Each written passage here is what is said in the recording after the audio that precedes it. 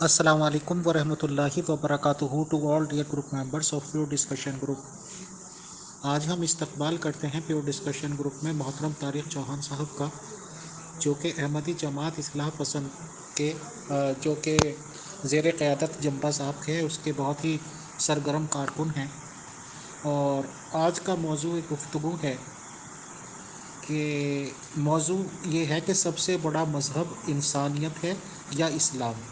تو محترم طارق چوہان صاحب جو بھی معلومات دینا چاہتے ہیں سر دیں، پلیز ویلکم۔ جی بہت بہت شکریہ امیر فیصل صاحب۔ سب سے پہلے جو موضوع کے لحاظ سے ہم بات کریں گے کہ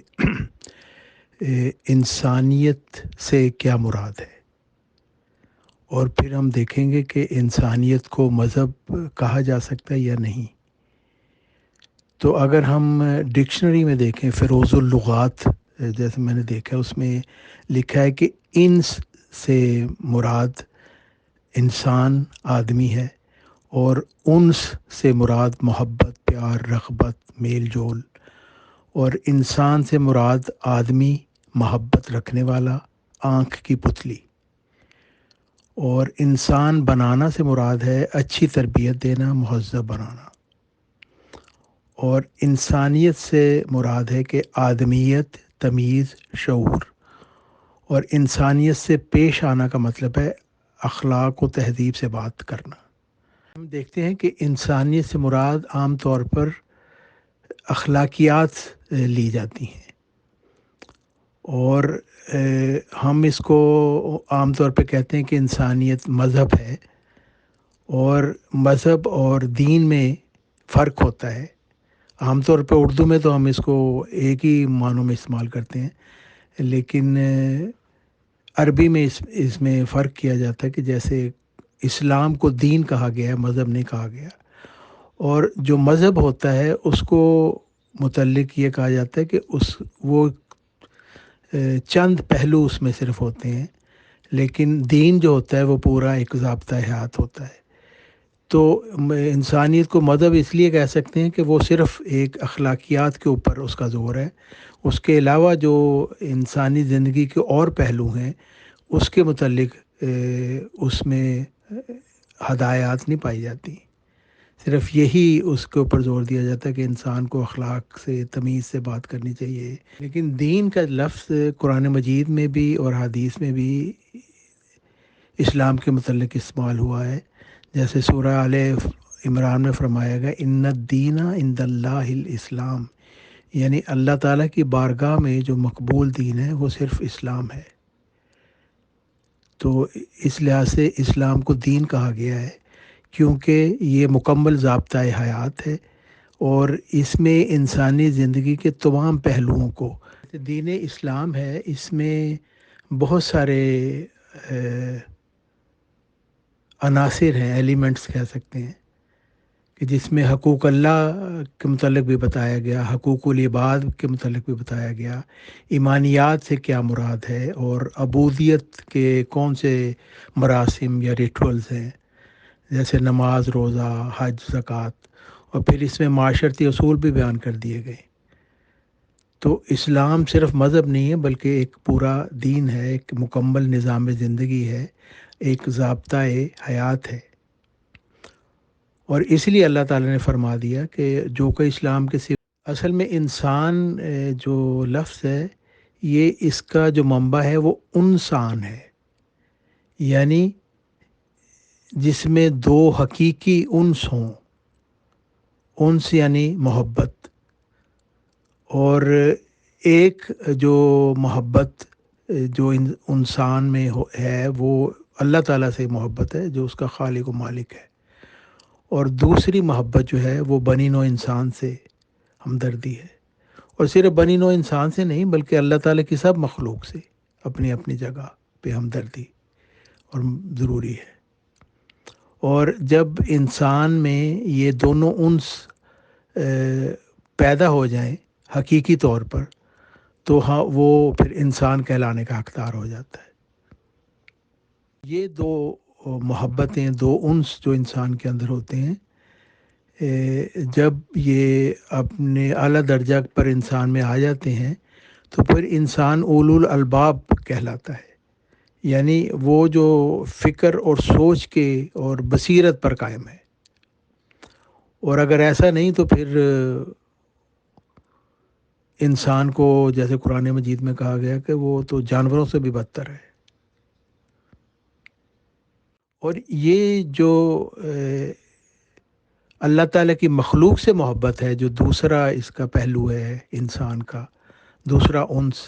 یہ پیدا حقیقی طور پر ہو ہی نہیں سکتا جب تک وہ اللہ تعالیٰ سے محبت اس کے دل میں نہ ہو. کیونکہ اللہ تعالیٰ سے حقیقی محبت کرنے کے نتیجے میں اللہ تعالیٰ کی مخلوق سے حقیقی محبت ہو جاتی ہے.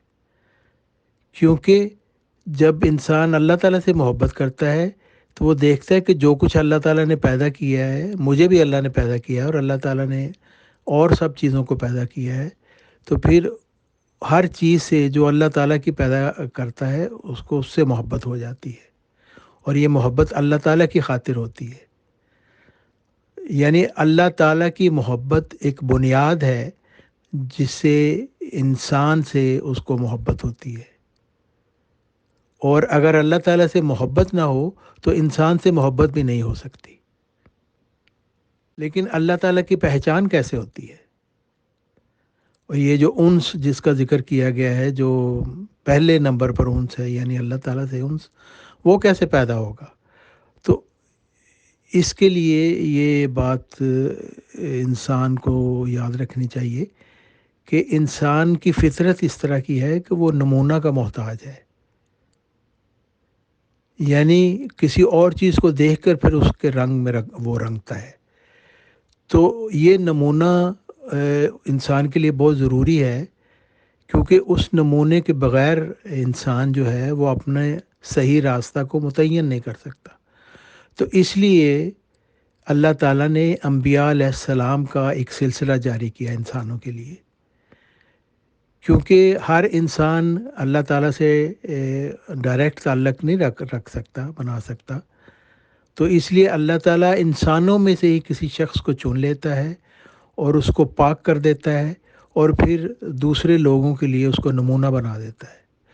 اور اس کو پھر وہ علم عطا کرتا ہے کہ اصل میں انسان کو کیسا ہونا چاہیے، اس کے تعلقات کیسے ہونے چاہیے، اللہ تعالیٰ سے کیسا تعلق ہونا چاہیے. تو وہ جو اللہ تعالیٰ کی طرف سے الہام کے ذریعہ، وحی کے ذریعہ اللہ تعالیٰ کا انتخاب ہوتا ہے، وہ پھر انسانوں کو بتاتا ہے کہ اللہ تعالیٰ کا یہ حکم ہے جس نے تمہیں پیدا کیا، اور اس پر عمل کرنے کا طریقہ یہ ہے جیسا کہ میں تمہیں کر کے سکھا رہا ہوں. تو اس لیے یہ اللہ تعالیٰ کا ایک فضل اور رحم ہے کہ وہ انسانوں کو کے لیے ایک آسانی پیدا کر دیتا ہے. ورنہ اللہ تعالیٰ کے لیے تو یہ کوئی مشکل نہیں تھا کہ وہ انبیاء کی ضرورت ہی بیچ میں نہ رکھتا. وہ تو پھر اللہ تعالیٰ کا کلام درختوں پر، پتوں پر لکھا جاتا، خود بخود لکھا آ جاتا، تو کوئی انسان اس کو دیکھ لیتا. لیکن اس سے یہ مقصد پورا نہیں تھا ہو سکتا جو اللہ تعالیٰ سے محبت کا مقصد ہے. وہ محبت پیدا ہو نہیں سکتی تھی جب انسانوں میں سے ہی ایک انسان ان کو سکھاتا نا کہ وہ اللہ تعالیٰ کی تعلیم کیا ہے اور اس پر کس طرح عمل کرنا ہے. اور ان پیغمبروں کی اور وہ جو اللہ تعالیٰ کے مرسلین تھے، ان کے ذریعہ سے پھر اللہ تعالیٰ کی معرفت انسان کو عطا ہوتی ہے، اور پھر اللہ تعالیٰ کا جلوہ انسان دیکھتا ہے ان نبیوں اور پیغمبروں میں جو ان میں وہ ظاہر ہوتا ہے. جیسا کہ ان کو غیب کا علم دیا جاتا ہے اللہ تعالیٰ کی طرف سے، ورنہ تو انسان غیب پر قادر نہیں ہے. اور پھر اللہ تعالیٰ کی طرف سے وحی و الہام سے ان کے لیے ایسی باتیں ظاہر کرتی ہیں جو عام انسان جان نہیں سکتا، جس سے انسان کو پتہ چلتا ہے کہ وہ ایک زندہ تعلق، ایک زندہ خدا سے اس انسان کا ہے، اور اللہ تعالیٰ کی معرفت پھر انسان کے دل میں بڑھتی ہے. اللہ تعالیٰ سے معرفت بڑھتی ہے تو پھر انسان کی محبت اللہ تعالیٰ سے بڑھتی ہے، اور اس کے نتیجہ میں پھر بنی نوع انسان سے اور اللہ تعالیٰ کی دوسری جو مخلوق ہے ان سے محبت بڑھتی ہے. اخلاق سے یہ نہ کوئی سمجھ لے کہ بس اس کا یہ مطلب ہے کہ جی لوگوں سے نرمی سے بات کریں اور عزت سے بات کریں، بلکہ خلق اور خلق جو ہے وہ دو لفظ ہیں، اور خلق میں ظاہری پیدائش ہے، جیسے انسانوں کی شکل ہوتی ہے، کان، ناک، بال وغیرہ، یہ سب خلق میں شامل ہے۔ اور جو خلق ہے وہ باطنی پیدائش ہے، یعنی انسان کا اندرونہ کیسا ہے، اور وہ چیزیں جو اس کی سوچ ہے، جو اس کی روح ہے، وہ خلق میں داخل ہیں، جس سے اس کو عقل اور فکر ملتی ہے۔ تو خلق سے انسان اپنی انسانیت کو درست کرتا ہے، ورنہ تو اخلاق اور خلق جو ہے وہ یہ انسان کو اصل میں انسان بناتا ہے۔ مثلا اگر کوئی ذہنی طور پر پاگل ہو جائے تو اس سے پھر وہ خلق نہیں ظاہر ہوتا، کیونکہ ظاہر ہے اس کا تو دماغ ہی ٹھیک نہیں ہے۔ تو شکل تو اس کی ویسے انسانوں جیسی ہوگی، لیکن اس میں سے وہ انسانی خلق اس سے ظاہر نہیں ہوگا۔ تو پس اخلاق سے مراد یہ ہے کہ اللہ تعالیٰ کی رضا جوئی کو حاصل کیا جائے، اور اس کا طریقہ یہی ہے کہ اسلام میں حضرت محمد صلی اللہ علیہ وسلم کی زندگی کو پیروی کی جائے اس کی، جس سے پھر اللہ تعالیٰ کی رضا جوئی حاصل ہوتی ہے۔ کہ جیسے قرآن مجید میں اللہ تعالیٰ نے فرمایا کہ اگر اللہ تعالیٰ سے محبت کرنا چاہتے ہو تو ان کو کہہ دو کہ میری اطاعت کرو، اللہ تم سے محبت کرنی شروع کر دے گا۔ تو انسانی زندگی کی جو پہلی وہ عمارت ہے، اس کی وہ جو پہلی اینٹ ہے وہ یہ، اور خلق سے یہی مراد ہے کہ جو انسان کے خواہ ہیں، جو اس کو ملی طاقتیں ملی ہیں، ان کا وہ صحیح رنگ میں استعمال کرے، موقع محال کے ساتھ استعمال کرے۔ جیسے کچھ لوگوں کے متعلق ہم دیکھتے ہیں کہ وہ سخاوت تو بڑی کرتے ہیں لیکن غصہ میں جلدی آ جاتے ہیں، اور غمگین بھی بڑی جلدی ہو جاتے ہیں۔ اور بعض ایسے لوگ ہیں جو نرم دل ہیں لیکن کنجوس بہت ہوتے ہیں، اور بعض ایسے ہوتے ہیں کہ جو ہر وقت غضب اور طیش کی حالت میں رہتے ہیں، اور کئی دفعہ مطلب آپ بیوی بچوں کو اتنی بے رحمی سے مارتے ہیں، یا اپنے نوکروں کو اتنی بے رحمی سے مارتے ہیں کہ جیسے وحشی پن ان میں طاری ہو جاتا ہے۔ اور کچھ ایسے لوگ ہیں کہ جو بہت ہی نرم دل ہیں اور ہر وقت مسکراتے رہتے ہیں، لیکن ان میں شجاعت نہیں ہوتی۔ مثلا کسی کو کوئی بھیانک بیماری کا سون ہی لے تو اس کو 10 لگ جائیں، تو یہ یعنی اس میں شجاعت نہیں ہے پھر۔ تو یہ بھی کوئی اچھے اخلاق کی نشانی نہیں، یہ بیلنسڈ خلق جو ہے وہ اصل خلق ہے، کہ اپنے وقت پہ اپنے موقع محل کے ساتھ اپنی صلاحیتوں کا استعمال کرنا۔ ہمارے جو ہیلتھ ایجوکیشن میں بھی اس کو کہا جاتا ہے کہ ایموشنل ان ہیلدی ہے ایسا شخص جو اپنے جذبات پہ کنٹرول نہیں ہے، کہ بے وقت رونے لگ جاتا ہے، یہ بے وقت غصے میں آ جاتا ہے۔ حالانکہ غصہ اور رونا دونوں چیزیں اگر صحیح وقت پہ ہوں تو وہ خلق کو ظاہر کرتی ہیں، لیکن غلط وقت پہ ہوں تو وہ پھر خلق کو ظاہر نہیں کرتی۔ اس کو ہم کہیں گے کہ ان ہیلدی ہے یہ ایموشنلی یہ شخص۔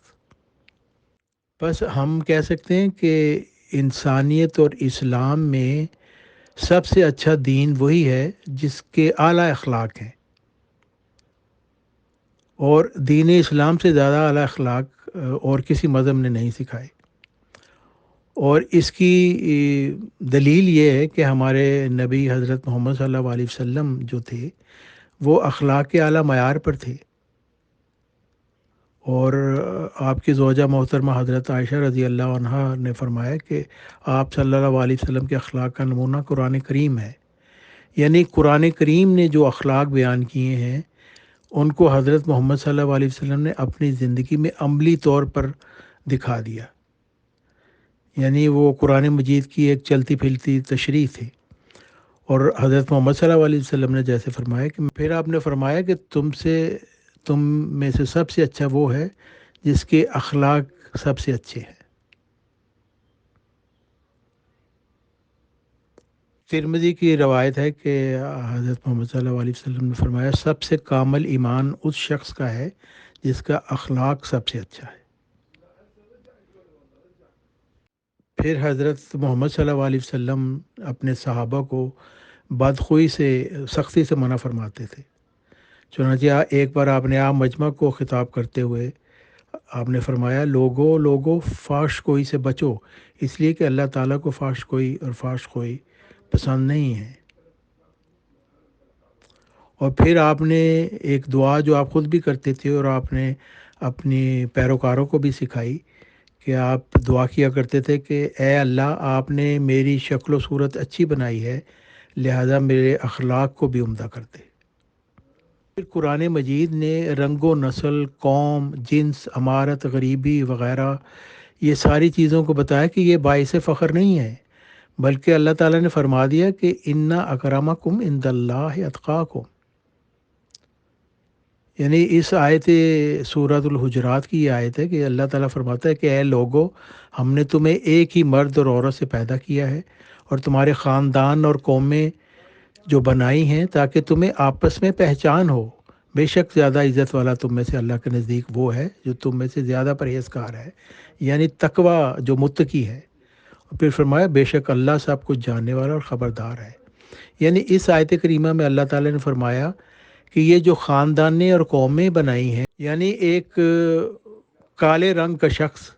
اگر تقوی میں زیادہ ہے تو وہ گورے رنگ سے زیادہ عزت والا ہے اللہ تعالیٰ کے نزدیک۔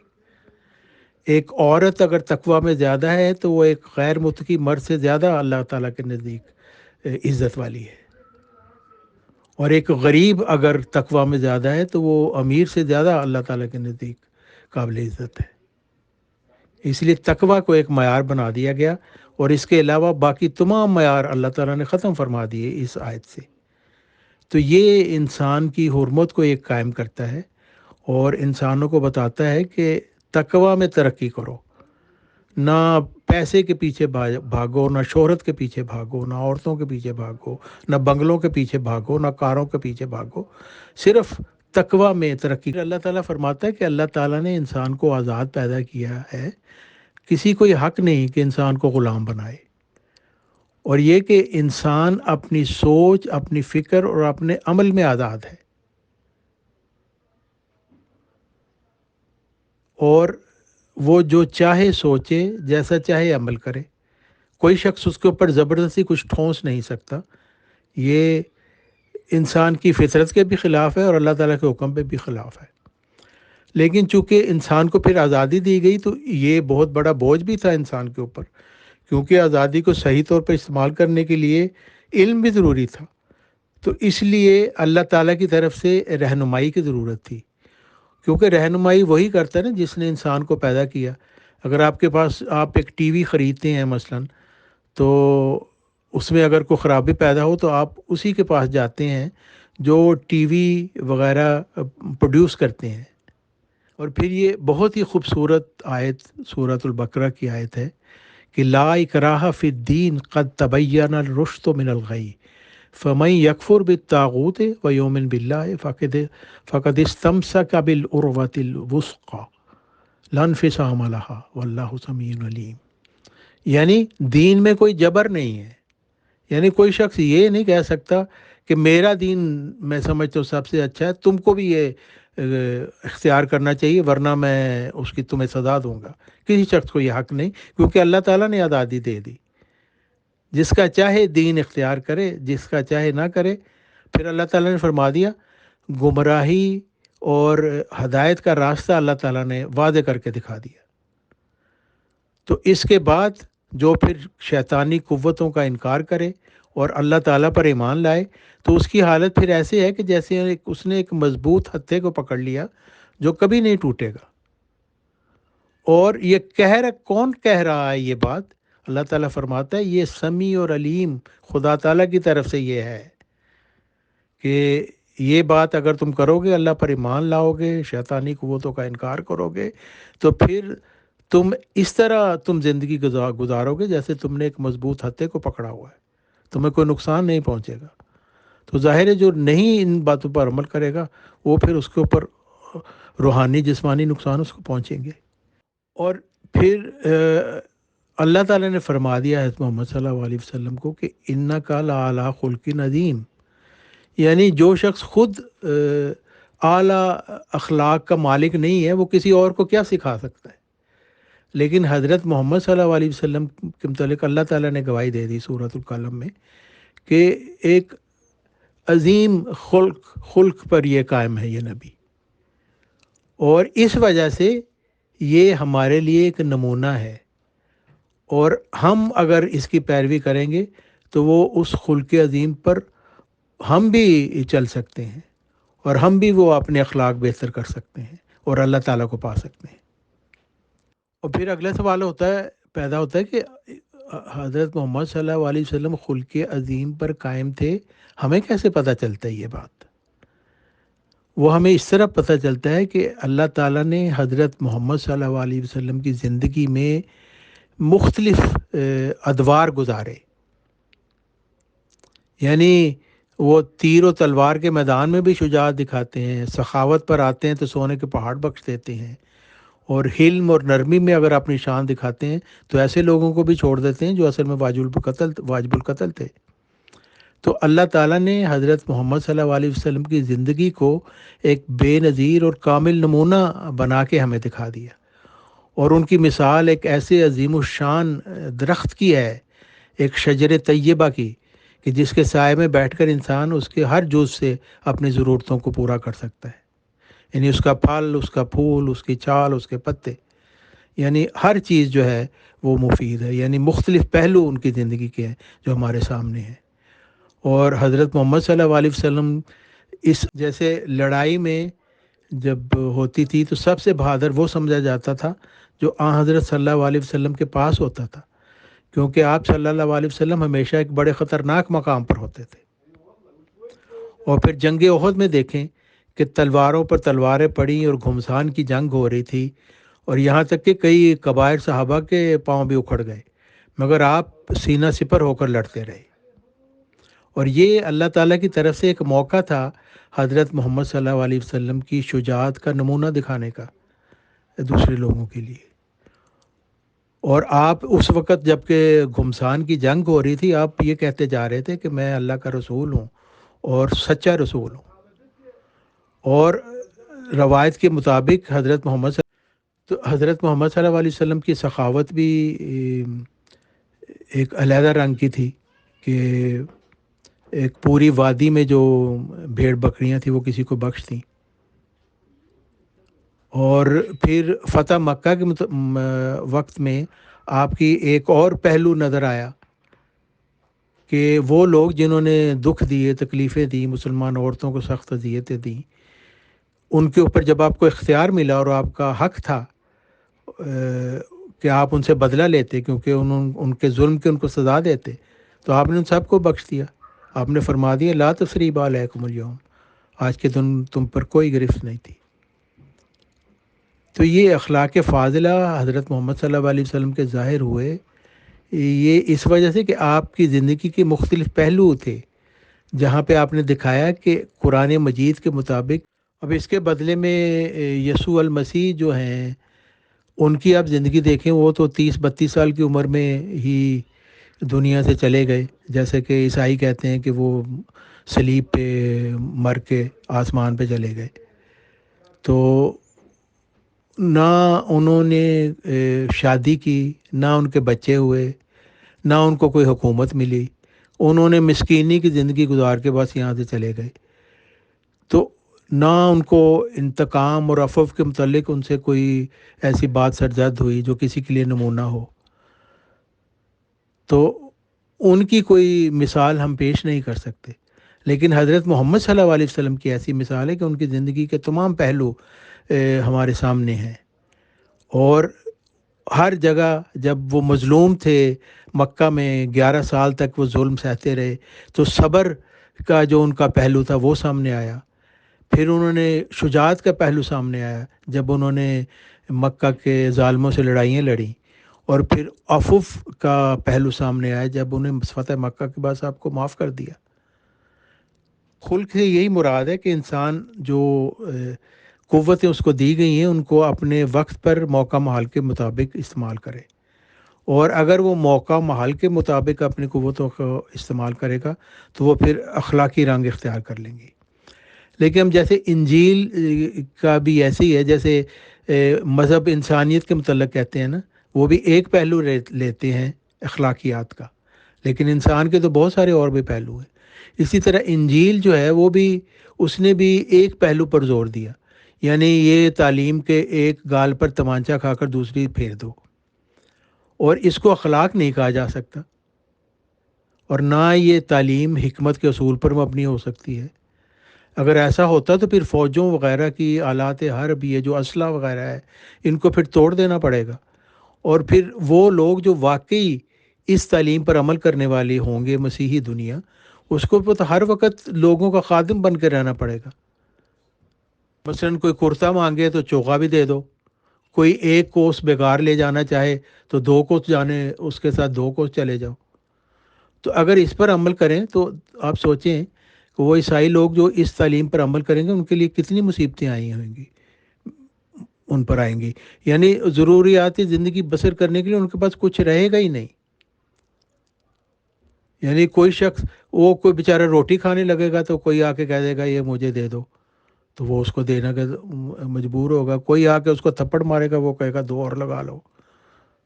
کوئی شخص آپ کی عیسائی کوئی محنت مزدوری کرے، اگر وہ تعلیم پہ عمل کرتا ہو، عیسائی اگرچہ کوئی نہیں کرتا، لیکن اگر واقعی کوئی عیسائی اس پہ عمل کرتا ہو اور محنت مزدوری سے وہ اپنی روٹی کمانا چاہے، تو کوئی اس کو آ کے بیگار میں لگا دے کہ یہاں پہ کام کرو، تمہیں کوئی پیسے نہیں ملیں گے، اور وہاں سے فارغ ہو تو کوئی اور لے جائے، تو وہ انسانی زندگی ہی نہیں چل سکتی ان باتوں سے۔ تو یہ جو تعلیم ہے، بظاہر اس کا بڑا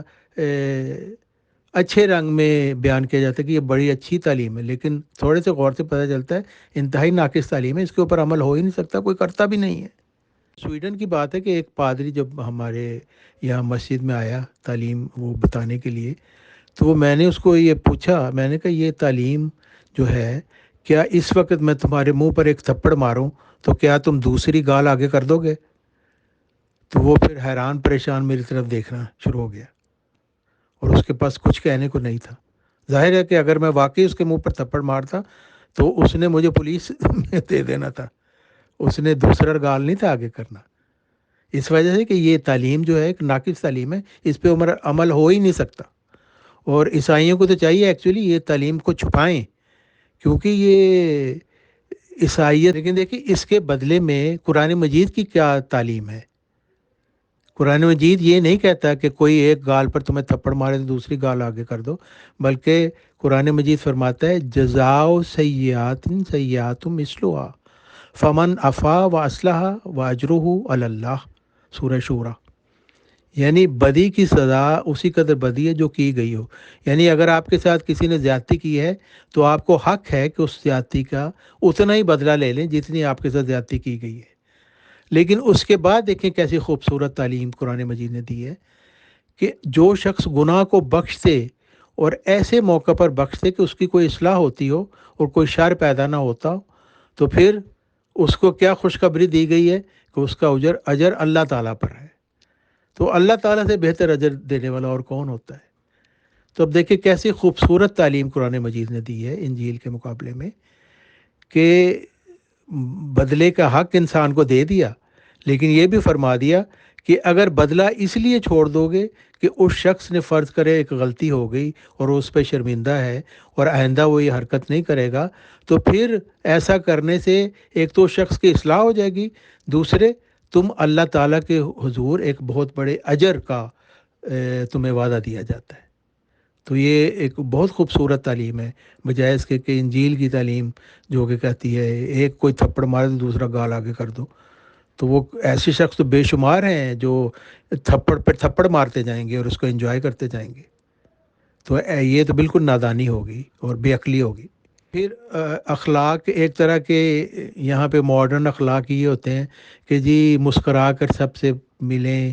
اور چاپلوسی سے اور خوش آمدی سے ملیں، مگر دل میں آپ کے اس کے لیے چاہے بغض بھرا ہو۔ تو قرآن مجید جو ہے اس طرح کی اخلاق کے بالکل خلاف ہے، کیونکہ قرآن مجید فرماتا ہے کہ ہر ایک سے انسان کو سچی ہمدردی کرنی چاہیے، ایسی سچی ہمدردی جس میں دل کو بالکل نفاق نہ ہو، بلکہ دلی انشراح سے اور دلی خوشی سے انسان وہ ہمدردی ہر ایک سے کرے۔ چاہے وہ مسلم، جیسے اللہ تعالیٰ نے فرمایا ان اللہ یامر بالعدل والاحسان وایتاء ذی القربی، یعنی اللہ تعالیٰ نے ایک تین قسم کے معیار بنا دیے جو ایک دوسرے سے بڑھ کر ہیں، اور اس میں اللہ تعالیٰ نے یہ نہیں فرمایا کہ ایسا، یعنی تجویز نہیں دی گئی، بلکہ اللہ تعالیٰ فرماتا ہے اللہ تعالیٰ تمہیں حکم دیتا ہے، ان اللہ یامر بالعدل، یعنی عدل کرو، اور عدل ایکچولی سب سے نچلا درجہ ہے، یعنی عدل کا یہ مطلب ہے کہ جس نے میرے ساتھ اچھائی کی میں اس کے ساتھ اچھائی کروں، اور یہ عام طور پہ ہر کوئی ایسے ہی کرتا ہے، یہ کوئی خاص بات نہیں ہے، اچھائی کرنے والے کے ساتھ اچھائی کی جاتی، برائی نہیں کی جاتی۔ اور اس سے اگلا ہے والاحسان، یعنی ایسے شخص کے ساتھ تم اچھائی کرو جس سے تمہیں یہ امید نہ ہو کہ وہ تمہارے لیے کچھ اچھا کرے گا، کر سکے گا۔ مثلا کسی اندھے کو آپ راستے میں دیکھ کے تو اس کو سڑک پار کرا دیں، جس کو آپ جانتے بھی نہیں ہیں، وہ تو چلا جائے گا وہاں سے، تو یہ ایک احسان ہے جو آپ کریں گے، کیونکہ وہ اس اندھے سے آپ کو کوئی امید نہیں ہے۔ یعنی حقیقی جو اخلاق ہیں وہ قرآن مجید نے بتا دیے کہ ان اللہ یامر بالعدل، کہ اللہ تعالیٰ میں حکم دیتا ہے کہ عدل کے ساتھ کام کرو، یعنی جو اچھائی کرے اس کے بدلے میں اچھائی کرو، یہ ہر کوئی کر لیتا ہے، لیکن احسان یہ ہے کہ آدمی دوسرے کے ساتھ بغیر کسی لالچ کے اس کے ساتھ اچھائی کرے، جیسے ایک اندھے کو آدمی سڑک پار کروا دے جس کو آپ جانتے بھی نہیں ہیں، یا کسی بھوکے کو کھانا کھلا دے جس کو آپ جانتے نہیں ہیں، اور وہ کھانا کھلا کے اب وہاں سے وہ حق میں جگہ چلا جائے، آپ وہاں سے چلے جائیں، تو یہ ایک احسان ہوگا، کیونکہ آپ اس کا بدلہ نہیں اس سے چاہتے۔ لیکن تیسرا سب سے بڑا درجہ ہے ایتاء ذی القربی، کیونکہ اس طرح کی محبت بنی نوع انسان سے کرو جیسے تم اپنے قریبی رشتہ داروں سے کرتے ہیں، جیسے ایک ماں اپنے بچے سے کرتی ہے، اور وہ بے لوث محبت ہوتی ہے، ایسی بے لوث محبت تم انسانوں سے کرو۔ یعنی ان اللہ یامر بالعدل والاحسان وایتاء ذی القربی کا جو حکم ہے وہ حقوق العباد میں بھی آتا ہے اور حقوق اللہ میں بھی آتا ہے، کہ اللہ تعالیٰ کے ساتھ بھی ایسی محبت انسان کرے، اس کے بھی مختلف درجے ہیں۔ یعنی عدل کا درجہ یہ ہے کہ اللہ تعالیٰ نے چونکہ ہمیں پیدا کیا ہے تو ٹھیک ہے، ہم بھی اس کی عبادت کرتے ہیں، اور احسان کا یہ درجہ ہے کہ ہم اللہ تعالیٰ کے احسانوں کو یاد کریں اور اپنے دل میں اس کے لیے ایک محبت پیدا کریں اور اس کو بڑھائیں، اور ایتاء ذی القربی کا یہ درجہ ہے کہ پھر ہم ایسی محبت اللہ تعالیٰ سے کریں کہ اپنے ماں باپ بہن بھائیوں سے زیادہ محبت اس سے کریں، اور جب ہم اس درجہ پر پہنچ جائیں گے اللہ تعالیٰ سے محبت میں، تو پھر ہم انسانوں سے بھی وہ ایسی ہی بے لوث محبت کر سکیں گے۔ بس وہ اخلاقیات جو اسلام سکھاتا ہے، وہ انسانیت تو صرف ایک حصہ ہے، اور اللہ تعالیٰ نے جو اخلاق انسانوں کو سکھائے ہیں اسلام میں، قرآن مجید میں، وہ اس سے بہت اعلیٰ اور عرفہ ہیں، اور تمام پہلوؤں کو، انسانی زندگی کے تمام پہلوؤں کا احاطہ کرتے ہیں۔ بس انسانیت تو کچھ بھی نہیں ہے، وہ انسانیت جو اسلام سکھاتا ہے وہ اصل انسانیت ہے، اور اسی لیے اسلام ہی وہ دین ہے، وہ ضابطۂ حیات ہے جو انسان کو انسان بناتا ہے، اور اس کے طریقے جیسے میں نے آپ کے سامنے بیان کر دیے۔ بہت بہت شکریہ۔ جی محترم طارق چوہان صاحب، بہت بہت شکریہ، بہت جزاک اللہ آپ کے پوائنٹس رکھنے کا، اور آپ نے مزید وضاحت کر دی، اس کے لیے بھی بہت شکریہ سر، جزاک اللہ۔ اللہ حافظ، السلام علیکم ورحمۃ اللہ۔